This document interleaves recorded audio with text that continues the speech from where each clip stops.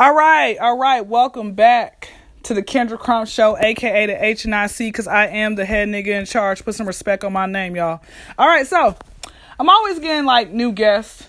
Always find these people. I don't matter where I find them. I can find them, online in the hood, wherever. I'm a people person. I be finding these people. Sometimes they respond back, and sometimes they don't. And hey, it's all good either way. But this next person, next special guest, this is a black king I'm talking to. All right.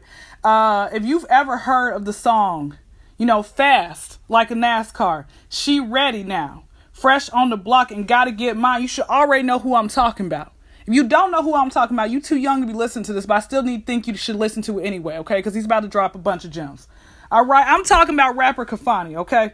This Oakland native, who was also part of the Black Men Don't Cheat movement, aka Faithful Black Men Committee. All right, he's a part of that. Okay, he graduated high school with a 4.3 GPA. He pimp slapped Suge Knight for disrespecting him. Okay, so yes, the list goes on. So yes, please welcome my special guest. Thank you so much for even showing up. I appreciate it. All good. It's all good. Kafani is in the building. Yes, he is. All right, so growing up, now I've never been to Oakland. I would love to go one day. Just check out everything. What was Oakland like growing up for you? Oakland growing up for me, I grew up in Oakland in the '80s. So I grew up when during a crack epidemic in the '80s. So I grew up when Oakland was like, the mecca of all the mecca of the drug trade and prostitution and all of that. And I grew up coming up, I grew up pretty much all over Oakland. I stayed primarily in the area of the Funktown area, which is from like Lake Merritt to for people who know I'm talking to, is from basically Lake Merritt, First Ave to about 14th Ave. I predominantly stayed in that area. They called it Funktown because it was basically like a neutral area as far as like in the drug trade, where none of the kingpins really had it, and they were kind of funking over it, like when you hear about the Felix Mitchells and from the 6-9ville and like Mickey Mo from the 20s. They call it Funktown because at the time they was all funking over trying to get that clientele and get that area, because Funktown's a pretty big hood in Oakland. So people they were basically trying to fight over taking over that drug territory. That's why it's called Funktown. But I was raised with my dad and my mom. My parents didn't break up till I was about 14. So okay. So pretty much, well, actually 13. So I pretty much grew up with both parents kind of in the household, but my dad was kind of still in and out the household. When he was standing there, he was doing his thing. But my mom, she held down the same job since I was born. She had held down the same job all the way to for 36 years. So I can say I grew up in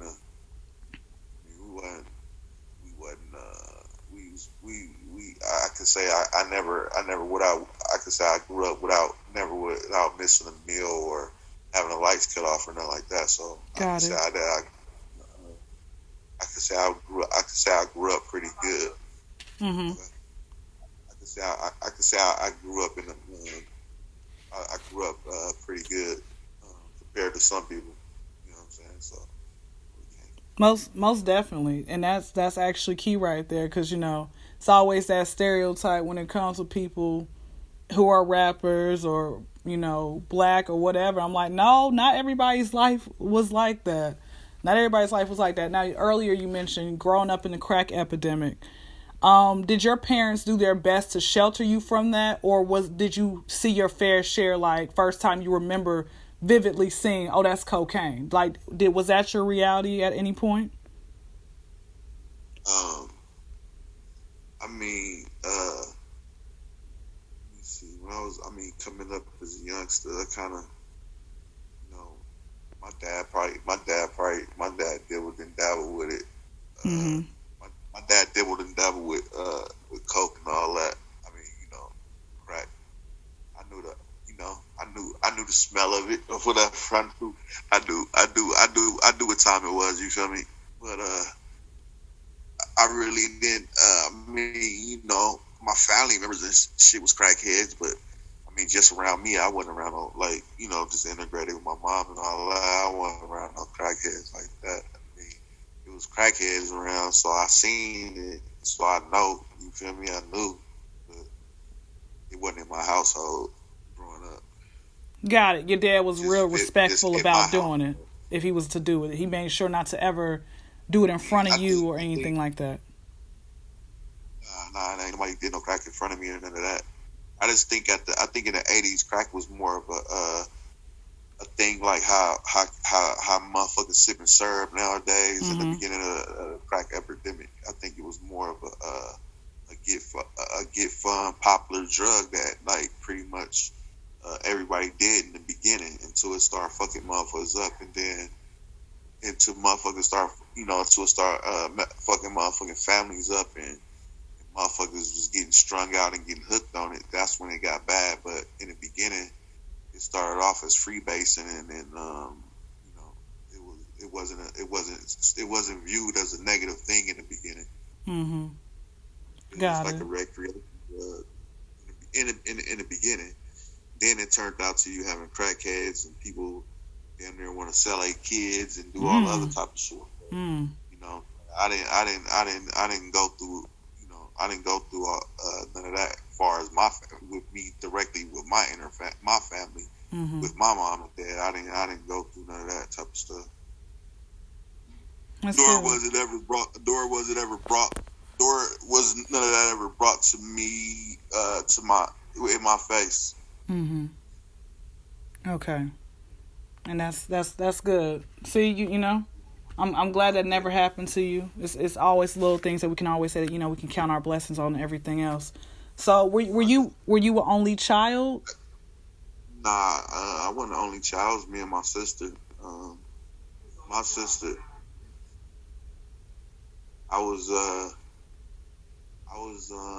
me and my sister, we like 9 years apart. So like most of my childhood, I could say basically half of my childhood, I was only child because my mm-hmm. sister didn't come into play until I was like 9 years old. Oh, you're the oldest brother. Okay, older than her. Got it. My sister. I mean, I have a brother that my dad had on the side that were like 3 years apart, but my half brother. But me and my sister, who's from my dad and my mom. Mm-hmm.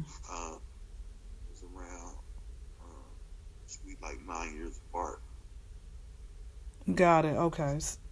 Got it. So as you were, growing up, you said your parents split like while you were in middle school, 13, going on 14 and whatnot.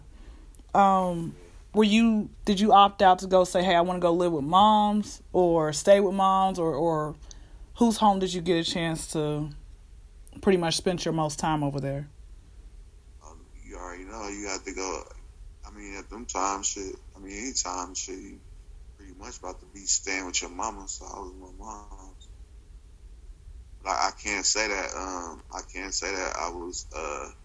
That my dad was in my life, and I was able to go see him whenever I wanted to go see him. So I definitely had a relationship with my father. So a good relationship with my dad. So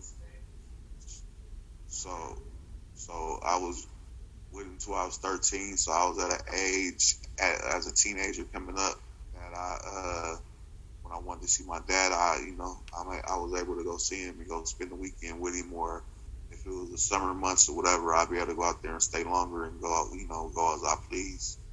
mean, I was pretty independent, so I'd be able to hop on like in the Bay Area. We got the Bart, because he stayed in Pittsburgh, which was like a back like in the late '80s, early '90s, was like a place where all the black people start going out to when when a crack epidemic hit. You know what I'm saying? They had all the they had everybody migrating to the suburbs.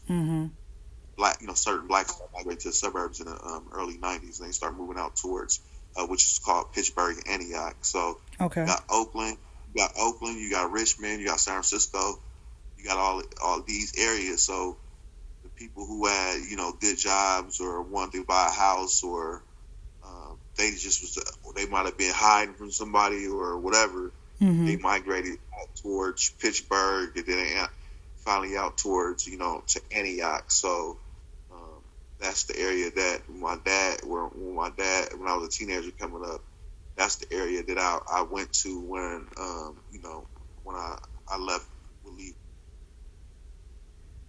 Okay, got it.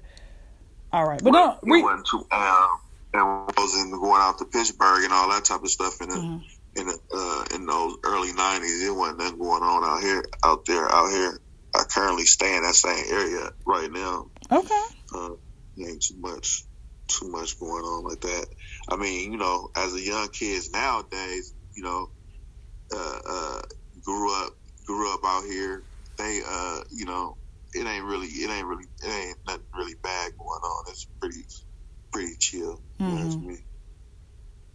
Okay, got it. Yeah, and the reason I had asked earlier about who'd you end up staying with, because again, I never assume even though you did mention Dad was kind of in and out and stuff like that. You got some people who grow up fast, so even if one parent isn't home or whatever it might be, you never know. Like, hey, I was running things, I emancipated myself. Like everybody's story is different, so I never want to say, hey, did you, stay with your mom or anything else like that? I was like, I'm not going to assume. I'm not even going to assume that or anything. But when you were staying with moms, you mentioned that like great bond with your, father and everything. Did you guys, did he ever teach you, like, okay, you want to play basketball, you want to learn some sports, or did you say, hey, I just want to be a rapper? Like, when did rapping come into play? Well, when I grew up playing, like I grew up being an overall athlete. Like I started off like 9 years old playing baseball, and at school I would play basketball. We would play like Nerf football. I was in organized basketball. I was in organized baseball first, probably like 9 years old, and I started playing for my first organized basketball teams probably when I was about 12 something. I ended up in high school playing. I used to play like flag football coming up as a youngster. Grade years, my first year, I played with pads. And I ended up basically excelling in baseball. I played all my high school years on the baseball team. I played basketball. I played baseball as all the way to junior year. But I was good at baseball. Used to be in the newspaper and stuff like that. Okay, all right, newspaper. Old school newspaper. Newspaper clippings. Nowadays is you ain't getting that. You just getting the answer. Getting the stories over your phone or whatever. We used to bring, brag and bring a newspaper to school and bring a sports page. The next day after the school, had a sports page to see what everybody did. On the field or what have you. So, coming up, I listened to Barry and '90s music, but I didn't have any aspirations of rapping until I kind of start. We used to like freestyle and stuff like that, doing like little shit like that, like when I was probably like in like just coming up. But as far as me thinking like I might want to be a rapper, I was in jail I was in jail in '99. I was in jail for a robbery charge, and I named myself the Babyface Assassins. And I kind of wrote my first raps when I was in there, and I was released in 2000. And at the time, my which is currently my ex-wife and my stepbrother, they was into music, and they wanted to do music. And so we had moved to I moved to New Orleans, and my stepbrother ended up coming out there with me. And I always just being like a hustling dude, know how to make stuff happen, and I ended up making it happen for us to get some studio equipment. And so as we was in the studio recording, they working on, we all working on music. We basically just started doing it together. Shit, that's how I started. And so, I ended up turning the Babyface Assassins into like our group. We started as the Babyface Assassins, and in the beginning, shit, I didn't even have a rap name. And then I was like, people used to call me, my birth name is Mark, so people used to always call me Money. So I was just like, shit, Money M, Mark, Money Mark. But then, okay, with the biblical name, okay. But we was in New Orleans, and then we ended up moving back to California. And when I went back to California, I came up with the name Kafani. I was in the process of legally changing my name, and and Kafani was the name that I ended up choosing actually as my last name. But for my rap name, when I looked at Kafani, the word Kafani, it was Kafani. It meant destined rule. It's spelled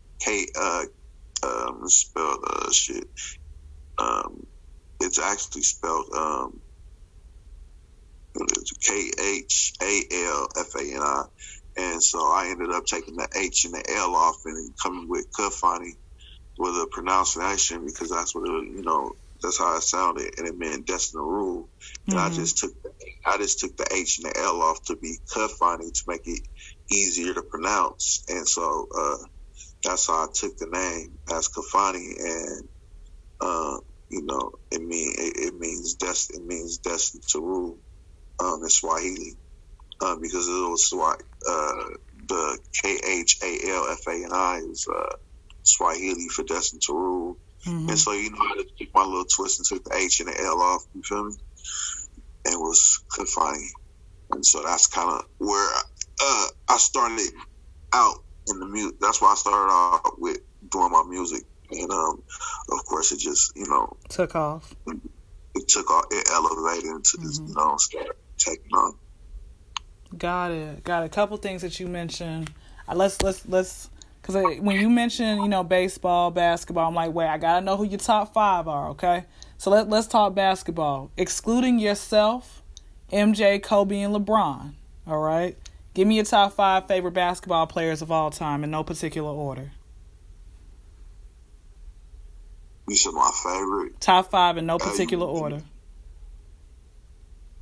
And you said exclude Michael, we exclude LeBron and Jordan out the thing? And Kobe, because that's everybody in their top 5. Everybody. So I got to get your individual top 5 of all time. Only taking out Kobe, okay. And this is, and you want to know, coming up, you talking about not now, but you talking about as a kid, or just in general, who's always been your favorite? Like you say, you know what, I like the way that they move. Like their style of game is dope. Like who's always been your favorite? I mean, then it wouldn't, if it was always my favorite based on my age, I wouldn't really consider the new age players my favorites. So that's gonna be you. I mean, coming up in the, if you saying coming up, in the 90s and exclude being an adult, or if we exclude me being an adult, or we exclude me now all the way around, or you want to know what I grew up on in the 90s, kind of such 80, like what players I liked in the 90s, the 80s. I can give you, because it switched up. You know what I'm saying? Okay, we can. How about we can do the 80s, the 90s. possibly early 2000s and now, like whichever one. And so we just go overall now, and we don't do that. I'm gonna say right now, it would be for sure from Oakland. So it would be Steph Curry. All right. Actually, I remember. I actually stayed in the same. Actually stayed in the same apartment building as Steph Curry and Klay Thompson. Okay. Before they was actually like known like that. Like I didn't even know who Steph Curry was when I first seen him in my apartment building. But I stayed in an apartment building where like the Raiders, when they were still in Oakland, like a lot of the new players, they I guess the teams must had a contract with that building or something. It was a building with like a doorman or whatever. But I would have to say, like, coming up now, if I add it up, it'd be Steph Curry. If I'm going back in the day, I'm gonna say it was Magic Johnson. So what we say, Steph Curry, Magic Johnson. Who else was it? Let me think. I would say Dr. J. Okay. Who else? Two more. Like in the 80s come up. It'd have been probably like Tim Hardaway, Chris Mullin type of things, Chris Webber. Those was all like players from the Warriors, so those probably would have been the players that I would have chosen. Would have been like Tim Hardaway, Chris Mullin, probably Chris Webber or something, because they played for the Warriors. But outside of that, it would have been Shaquille O'Neal, Magic Johnson, and I probably would say, like I said, Steph Curry for the current, and Magic Johnson, Magic.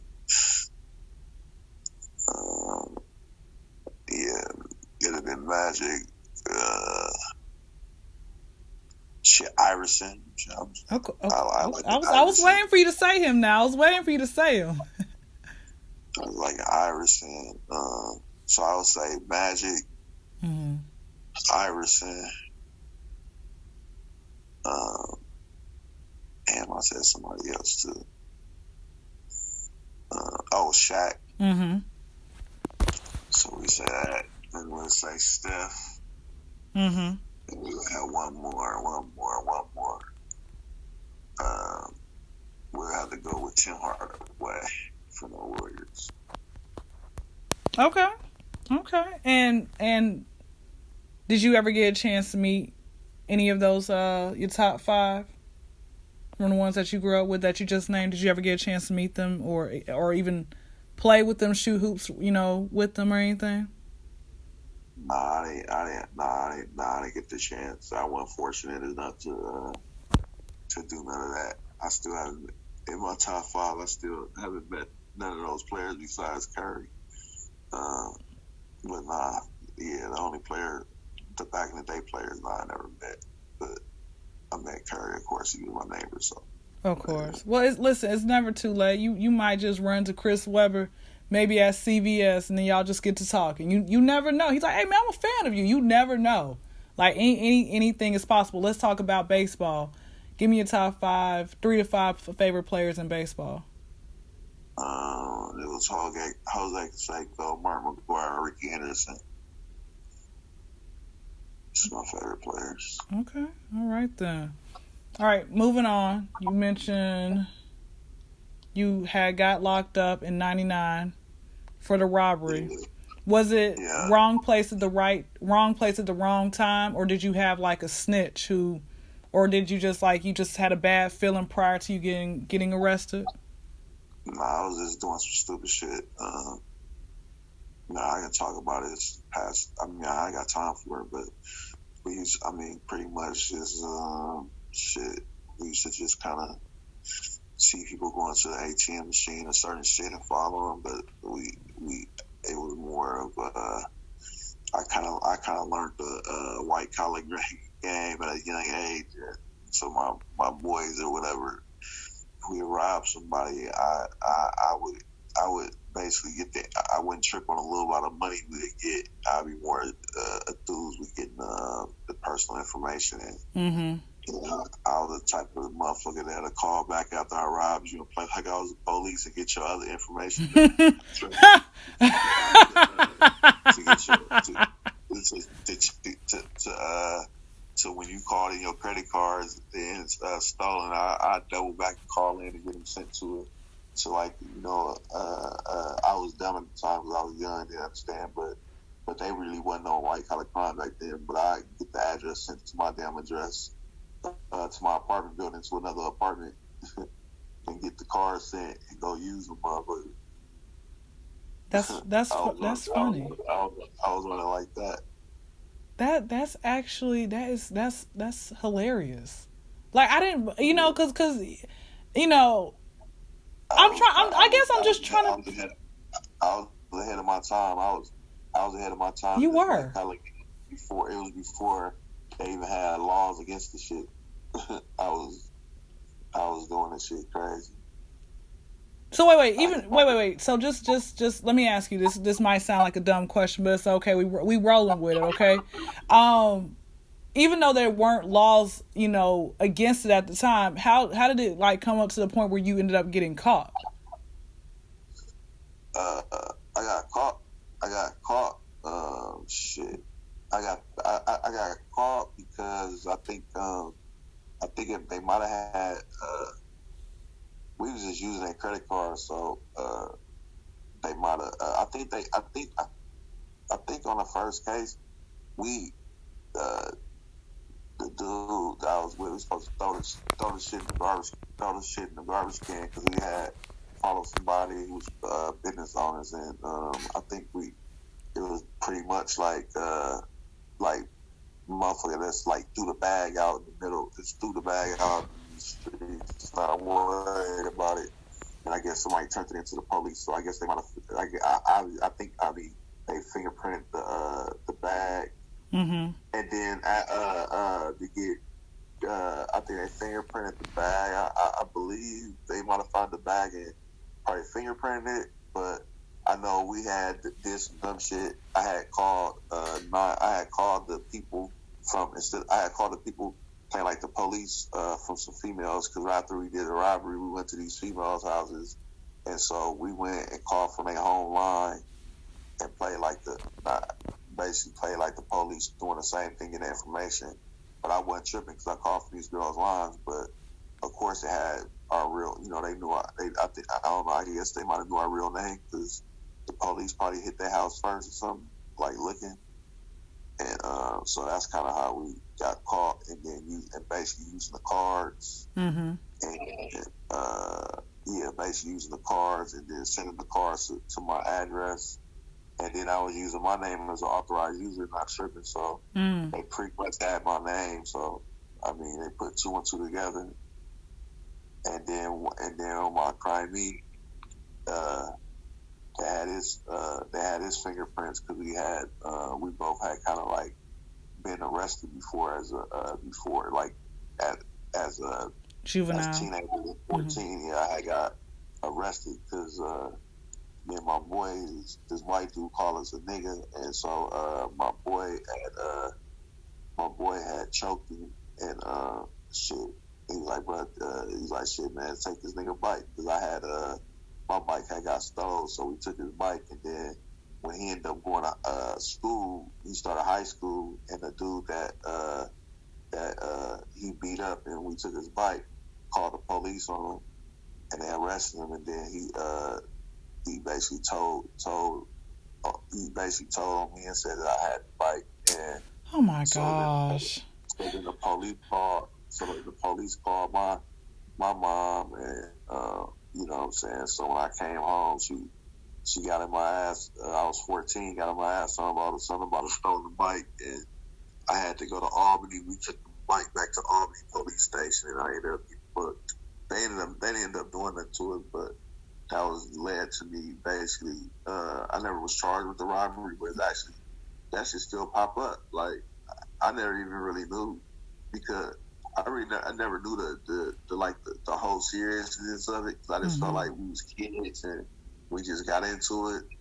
A white dude called us a nigga, and so my boy snatched him up, and then we ended up taking his bike. But I never knew the seriousness of it because they had my mom took me down there, and I had to get fingerprinted, and they let me go, and then I just had to go one time to see some probation officer, and I was like a straight A student, so they was like, as long as you don't get in no trouble, you don't got to worry about it. So that was the end of that.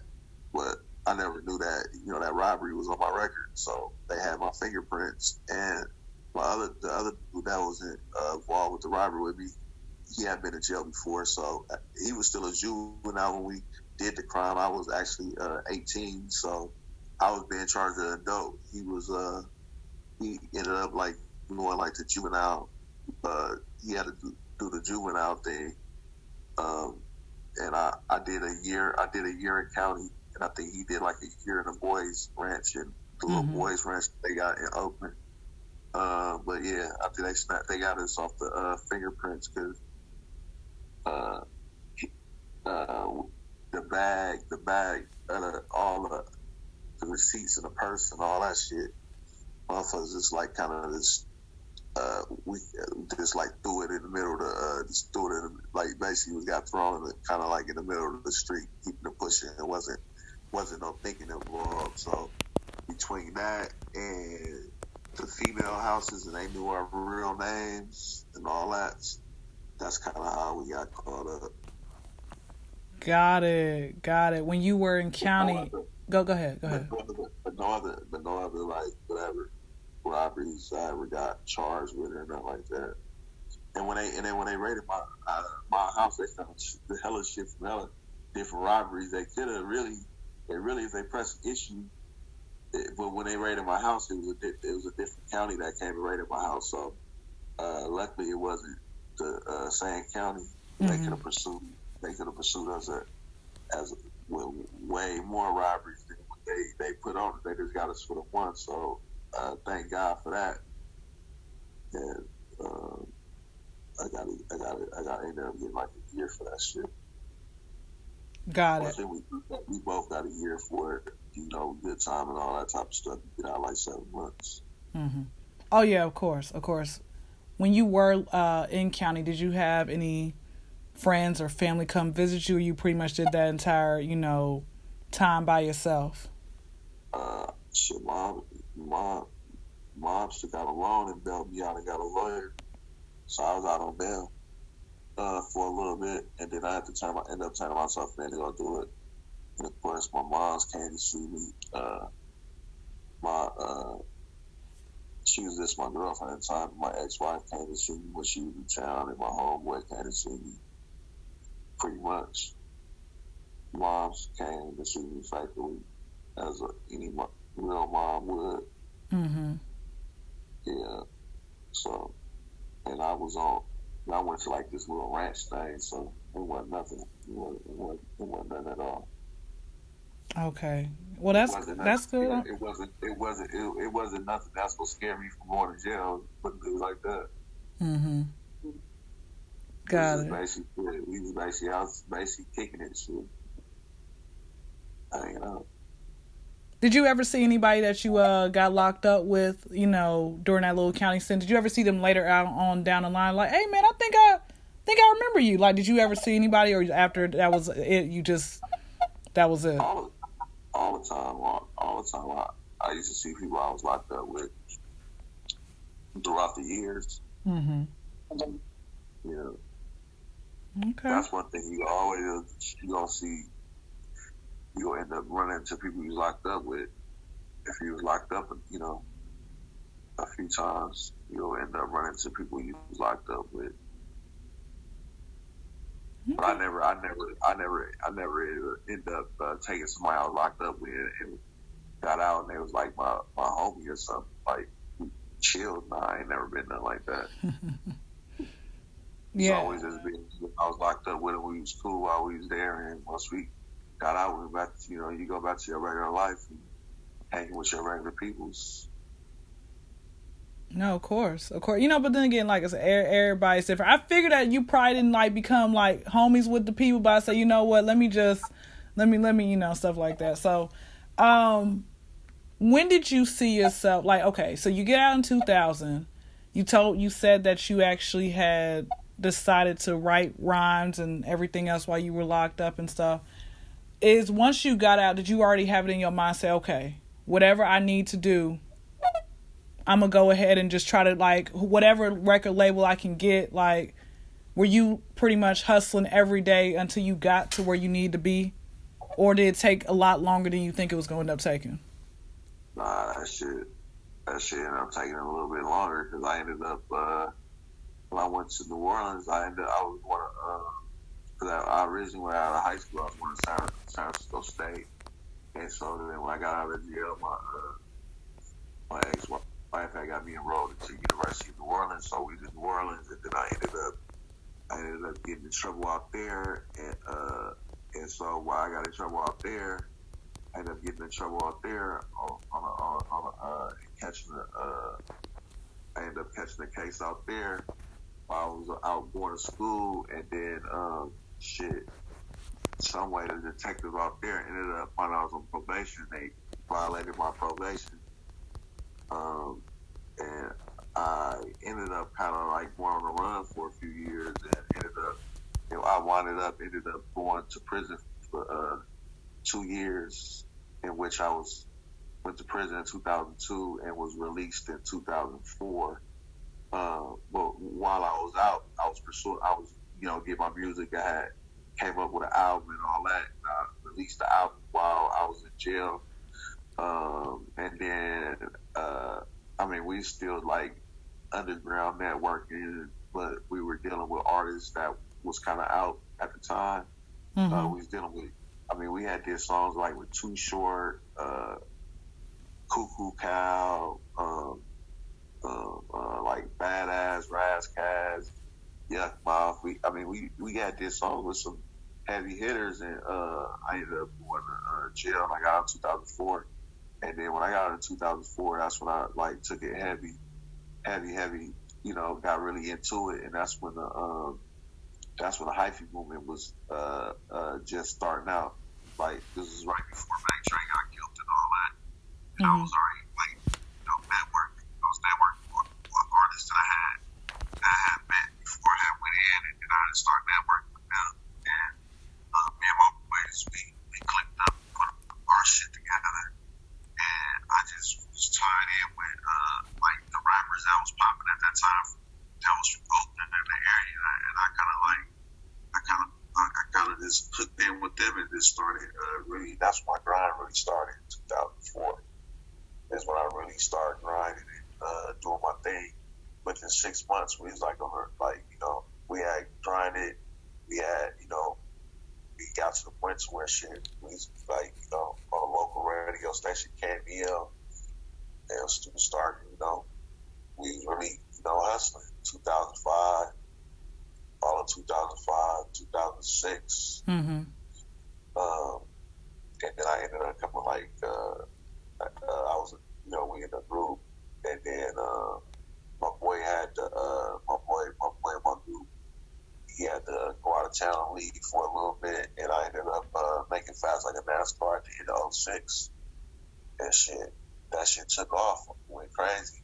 And I ended up getting my actual record deal with Koch Records in 2007. That's when I took, my solo career just took off. Got it. Okay. And it was like, I'm finally here. You finally made it. During the time, because you mentioned, your ex-wife or so, did you feel like when you actually had that stardom, did you feel like, okay, she was really there by your side, the entire time, or did you feel like a disconnect in you all's marriage and stuff like that around that time when you actually made it and stuff? Things kind of getting like a little disconnect because she was rapping and she started rapping before I was rapping, and I kind of put her to the side, you know what I'm saying, you need to be home and do the womanly things of the house and take care of that, you know what I mean, because I was a solo artist, so I went in a group with them, I went in a group and then like that with my wife, you know what I mean, I I ended up, when our group shit started kind of popping off, I kind of ended up kind of Xing the ex-wife kind of out of it. I didn't want to be in a group with my girl or nothing like that, so I kind of like X'd her out, like out of the situation. It was just me and my boy Rocky with it. The Bayface Assassins, like BFA, that ended up just being like our clique. Eventually ended up just being my clique dudes. You know what I'm saying? But yeah, when I like blew up, yeah, I didn't really want her to be around in the club scene and whenever I was on the scene or what I was doing. I kind of wanted her just to be at the house, still take care of my daughter and all that type of stuff. So that's where the you know how that go. I'm out here like superstar, and I ain't trying to be riding around at that time like with my wife, you know what I'm saying, tagging along with me. I'm out here living my best life, trying to juggle between having a family and being that typical rapper that's on, and being a little player, you know. Of course. Trying to make it all work and everything. Trying to make it all work. So no, I definitely understand.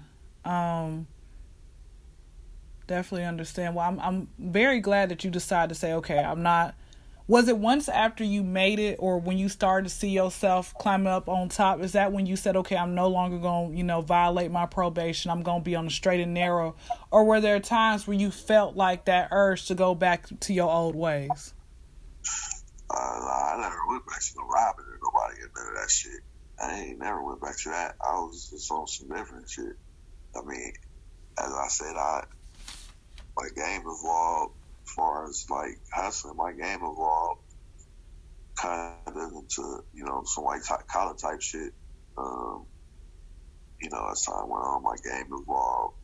I was doing the music in the beginning, you know what I'm saying, when I was doing it as in the group, we grinding, like coming up, I wasn't making no money really doing no music. It was just like a passion, and it was just a passion of that one day I'm gonna make it, you know what I'm saying? So I was kind of like hustling to support paying for my music, and taking care of my family, and you know what I'm saying, getting money with my crew was what I was on, trying to use that money to get with the music to try to make something, make something happen, which I, obviously I finally did or whatever, but you know what I'm saying,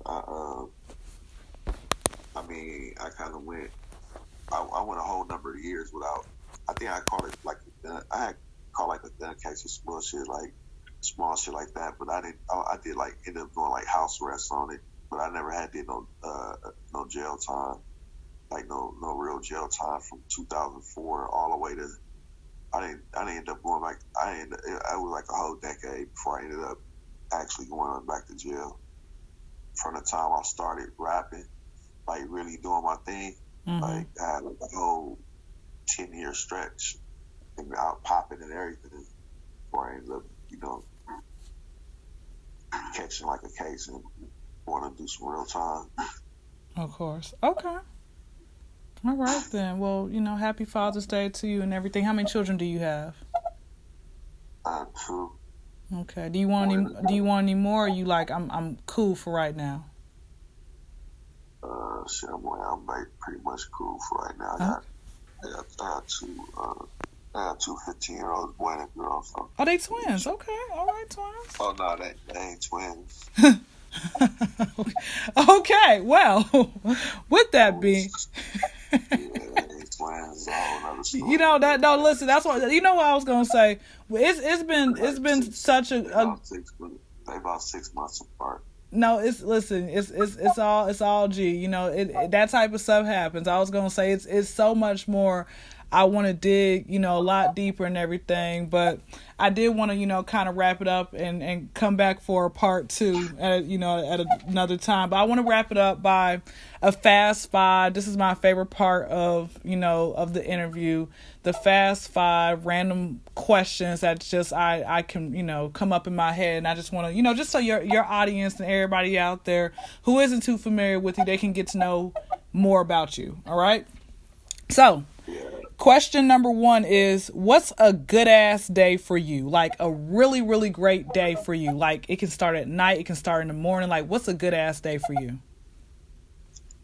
Good ass day for me is shit. Want to make about $5,000-$10,000. That's a great day for me. And ending it off eating a great meal. That's simple. Okay. All right. Simple, straight to the point. I love it. All right. What is are you dating anybody right now? Because I know you got some ladies out there who probably want to get with you and everything, and they done tried or whatever they can do. Are you dating right now, or are you just chilling? Right now,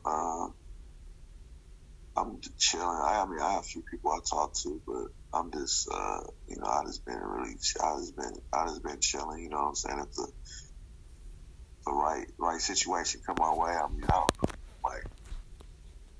I'm not really ready to be in a more relationship right now. At this point, I just got friends. Okay, because the follow-up question was what is, whenever you are ready, what is the ideal, if not every characteristic, what is the ideal woman that you eventually want to end up being with? Well, of course, I want to be with an educated woman that's able to hold a decent conversation. Mm-hmm. And that got things going on for herself and not, as a man, of course, you'll take care of your woman and do the things you need to take care of your woman and take care of your family, but I also want to be able to have a female that's independent of me, to be able to make her own money and be a boss just like me. Mm-hmm. Okay, some short, simple, sweet, to the point. What's the question number 3 is, what is your craziest fan experience you've had thus far? Craziest fan to the fan.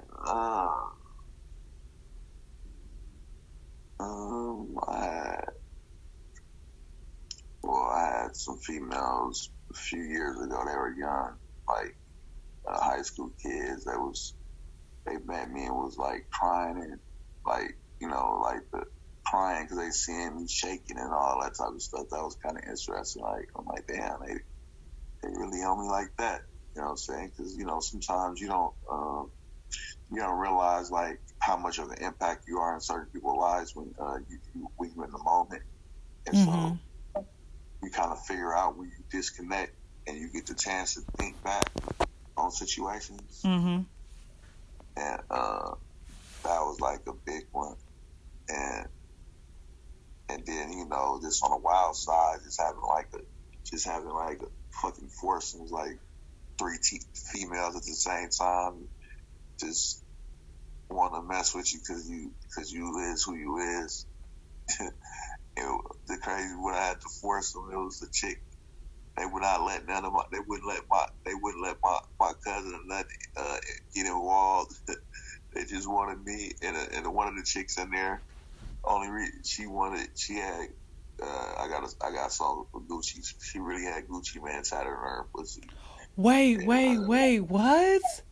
What did you feel a little strange before actually going inside her, or you're like, whatever, you're not even going, like, what? How? Oh my gosh. I was just living life having fun. Of course. It was just one of them fun moments it was just one of the many fun moments that I had, doing my thing when I had my big run. Okay. All right. Question 4. What's one alcohol that you said never again to? Never again to? Yeah, one alcohol. What can I say?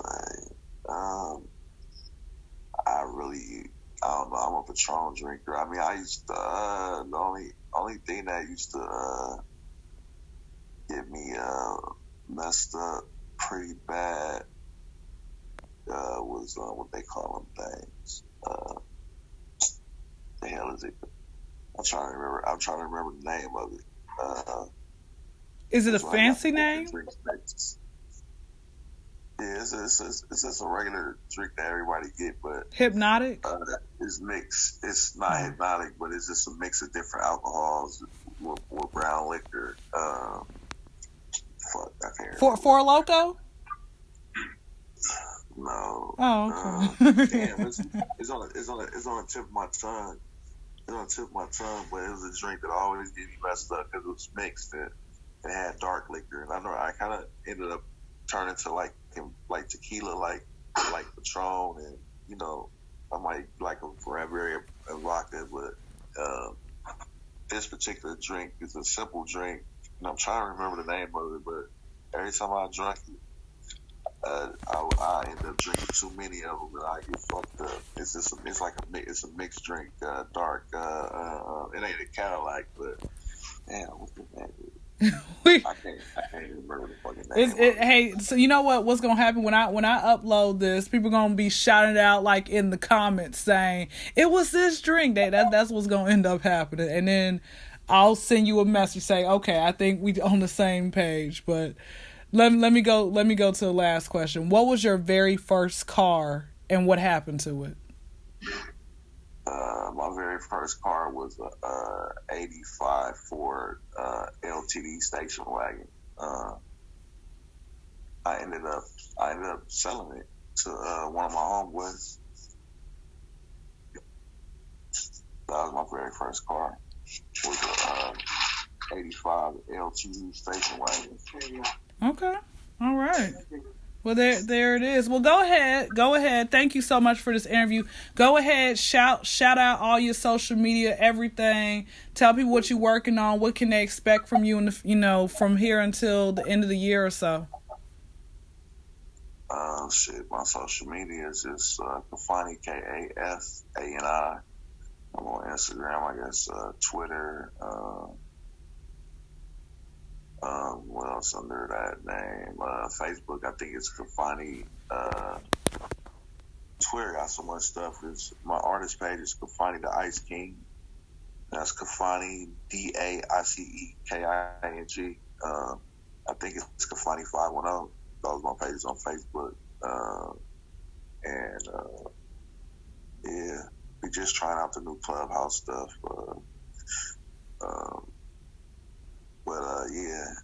Pretty much is Instagram, Twitter, it's at Kafani.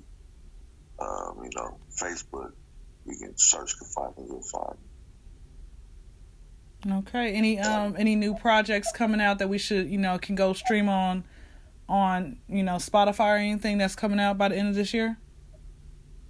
I just did an album with my boy Sav the Money Maker called The Babyface Sav's Rebirth. That's doing pretty good. That's out right now.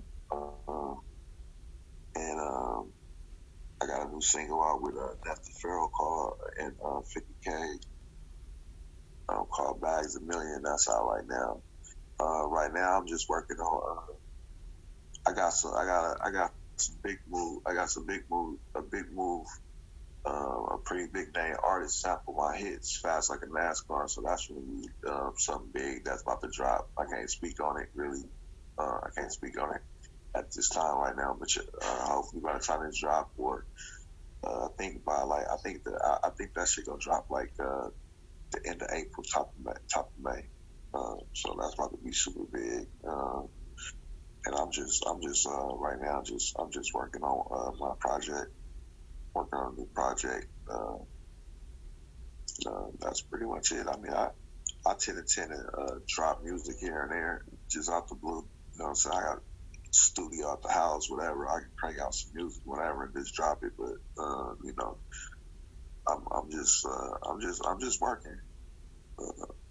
But I definitely got. I'm gonna have some more music that's dropping this year. I'm gonna have more projects drop than I did in 2000. But 2000 was a kind of messed up year, so for me to get. I got a project out in the beginning of 2000, and I got a project out at the end of 2000. So this year, shit, time already moving so fast. It's already March. It's about to be April soon. So I'm definitely gonna get a project out. I got a project with a little scrappy. I just gotta finish my parts. Really, I've been lagging on that. On a project with Scrappy. I'm supposed to had finished it and put it out, but I've been delaying on it.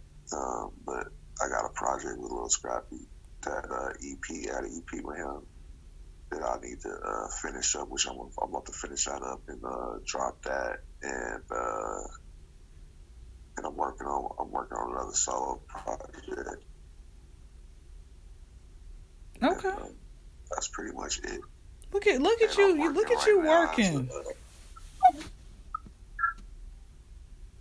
Yeah, I'm working, and also I'm a consultant. I'm doing consultant work out there for up and coming artists who trying to get their name heard and get their music out there. So I'm doing some consulting work. So what I'm saying, hit the DM, maybe we can work, and I can give y'all some game and help get your music out there. But remember, you know what I'm saying, the game is not to be told, the game is to be sold. So just know, when you hit me up, you trying to get some game on the game, you know what I'm saying, you got to break bread. That's it. I'm not doing nothing. I can't do nothing for free out of Fanny feed. So, you know what I'm saying? So when y'all hit me up, make sure y'all know y'all got to have a budget to do something. But I'm definitely there to help you, get you to where you got to get to. But in this game of music, trying to make it, you got to spend some money. If you ain't going to spend no money, somebody else spending some money, no matter what. In order to get known in this game, you got to spend some money. So for your artists out there, before you get into music, you got to know you got to have some type of way of making some money to really get yourself out there. And the worst thing you can tell somebody is, I got a little budget, barely got a budget, because then nobody ain't finna do nothing for free. That's I know it. I'm not working for free. That's it. Don't listen. Wise words. Unless it's my son or something with his music. That's the only person I'm working for free for. So other than that, it's all right. That's it. Well, look, y'all done heard it here first. Kafani in the building. He decided to join the HNIC show, Kendrick Crump. Make sure you all please support him. Don't be on his DM with no foo-foo. He ain't on that, okay? If it ain't about business, stay out, all right? But this is Kendrick Crump, and we are signing out.